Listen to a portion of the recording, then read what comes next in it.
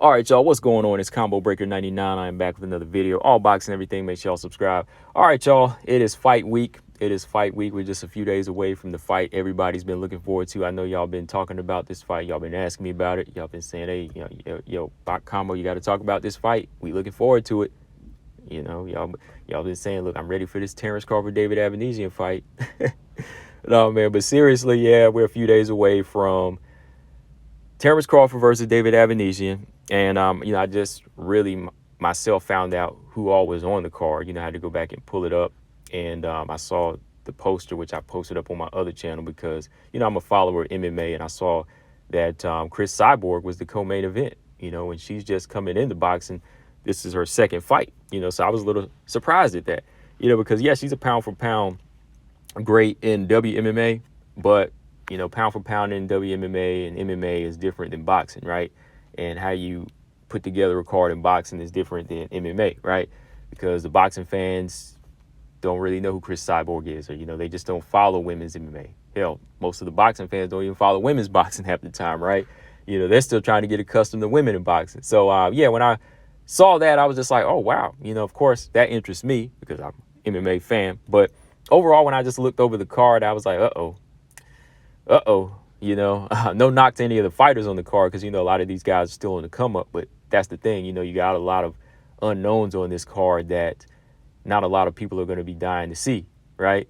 Let alone, Terence Crawford, his opponent, right? Terence Crawford, he's not really seen as a numbers guy. So when you got him versus, relatively unknown David Avanesyan plus 9 other fights that people aren't really looking forward to, kind of smells like disaster, right? And again, that's no disrespect to any of the guys. It just comes down to, how they put together the card. I just kind of thought that maybe they would have put maybe even like a co-main event with, like a Mean Machine, put like a Mean Machine, like a Kavalowskis as a co-main event, or like third to the co-main event, or like somebody like a undefeated prospect in one of these other divisions, like Isaac Cruz, just somebody, that could help carry the weight here, that brings some excitement. But really, they just got a bunch of up and comers on this card. Even with like I said, Chris Cyborg, who's just really new to boxing. She's 2-0, so that's not really like a huge co-main event for boxing fans, right? Maybe to MMA fans because they're gonna say, "Oh, Chris Cyborg's doing the thing," but to when I switch boxing gears, I'm like, oh no, this can't happen. This can't be. So yeah, my thoughts on the card, just overall, I think it's a below average card. I think they could have did better, putting together something for, somebody that's considered one of the best pound for pound fighters in the world. I know for Terence Crawford, yeah, this is just like a stay active fight for him, and he's just trying to get the bag, like he said, which I'll talk about here in a minute because, he feels like people are hating on him about that, which, yeah, I'll hold off on that. But yeah, let me go down the card. Y'all just let me know in the comment section how excited you are when I go down these names. Okay, so you got Alton Wiggins, who's making his debut against Philip Carmouche, and that's the first fight on the card, which, yeah, somebody making their debut, that's normal, right? Alan Garcia versus Dos Reyes, Robert Rodriguez versus Jose Lopez, Bumkar Sila versus Javier Mayorga. All right. And then you got Edel Gomez versus Joseph Aguilar, Steven Nelson versus James Ballard, Jeremiah Milton versus Dewan Calloway, Arnold Kajal versus Eduardo Baez, Chris Cyborg versus Gabriel Holloway, and Terence Crawford versus David Avanesyan. All right. So I know most of y'all are just jumping out of your seats right now. But yeah, but if you look at the names here and you look at the records, yeah, you got a lot of guys that are just like prospects on the come up, some 12-0, 6-0, 17-0, 7-0, nobody that's a former champion. And then you got the co-main event, Chris Cyborg, who's taking on Gabriel Holloway. And what's crazy is I know who Gabriel Holloway is better than some of the guys on this card. I know she's a Bellator featherweight that's, fought girls in the featherweight division like Kat Zingano, so yeah, that's not saying much for this card if I know who Chris Cyborg is and Holloway more so than anybody else, right? But as for the Terence Crawford fight, I think we all know how this is going to go. This is a fight where, Terence is just trying to stay active, stay busy in the meantime till they can get the negotiations with Errol Spence. I don't think David Avanesyan is going to really give Terence Crawford too much problems, too many, much of a problem. I think, he definitely has the puncher's chance. And if he can draw Terence Crawford into a fight, maybe, rock him a little bit, catch him. But other than that, I think this is a fight where you see Terence Crawford just kind of pick him apart, start off maybe a little slower and just, settle into his game and look for the stoppage win. And hopefully just make a statement to make it look like, okay, this was a complete mismatch, right? And the next fight he needs is Errol Spence, right?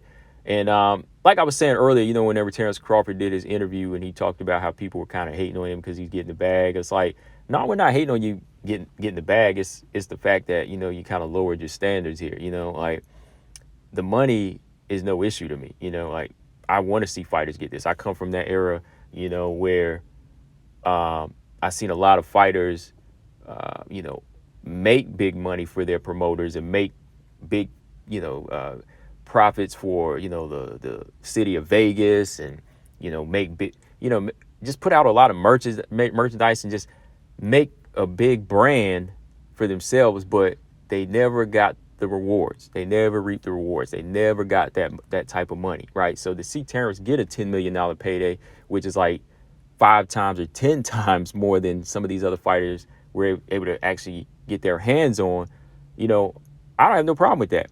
But at the same time, for me, if somebody's going to get that type of money, I want to see some quality. Like, I know Errol Spence is a big fight, and usually you want to take a tune-up fight. But when you look at Errol doesn't really take tune-ups. He said it himself. He has some long layoffs in between, but Errol doesn't take tune-offs. Like, everybody he's been fighting as a while is of caliber. So I want to see Terence Crawford at least fight somebody that, could give him a good challenge and help build up his resume versus a David Avanesyan, even like a Virgil Ortiz. Even if he fought Emantius Staniosis, that would have been quality. Your Dennis Ugas, Keith Thurman, any of those names, right? They seem to have been on the table. Danny Garcia. I would have liked to see, even if he had to fight like at 154 just one time before, the Errol Spence fight, that would have been fine. So there's no problem with the money at all, but it's the quality. If you're going to get 10 million, I want to see him in there with somebody that's going to give him a challenge and be worth that money, or even be worth the money for us, to support this app, it's called BLK Prime, right? Because if they want to sell themselves as the future of boxing, they have to put on quality cards, not just throwaway fights or, just little come up fights. They got to still compete with the big fish in there, right? If they want to compete with the zones and the even like the ESPN Plus, they have to have some names on here, right? I know this is a startup, but still it would have been nice to see, maybe even a better co-main event. And that's no knock to Chris Cyborg, because, I know what she's done in the world of MMA, but in boxing as co-main event, hardcore fans want to see something a little bit more here. They want to see a little bit more. So yeah, no knock to Terrence's money. Get the money, but at the same time, give us some entertainment against a good quality opponent, right? It's like, going to the movies, like your favorite actor, when they put out a flop and they get big money, or they get mad whenever people criticize the movie. I'd be like, hey, man, like, we want to see you in a quality movie. We want to see you with, acting with a quality script, a good director and everything, right? We don't care if you get paid 20 million. If you're going to get paid 20 million, we want to go to the movies and support something that's good, right? But it seems like, nowadays it's just like, oh, people want to lower their standard and say, oh, okay, they did fine, so give them all the money in the world. No, man, like back in the day, you still had to work for it. And even then, your dollar still didn't add up, right? Like back in the day, some of these guys, back in the 80s and 70s and 90s, they deserved like the 20 million bags right off the bat because they were fighting the hardest fights, right? But nowadays, it's like, give them 10 million just for fighting, a C-level fighter. When they're considered a pound-for-pound fighter, they should be fighting, at least B minus, no less, right? But that's how it's going. We're going to check it out. We'll see how the fight goes.